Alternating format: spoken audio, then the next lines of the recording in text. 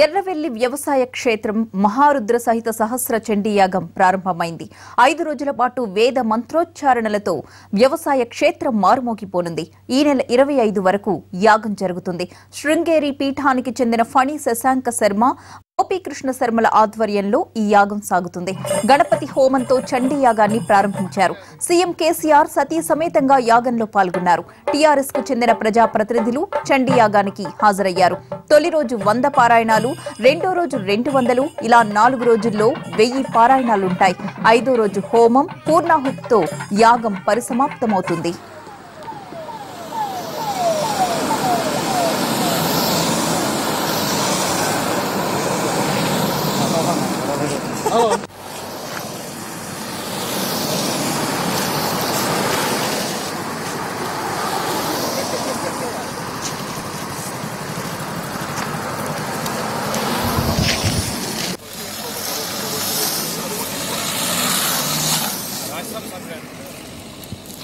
ఇంకోటి 2222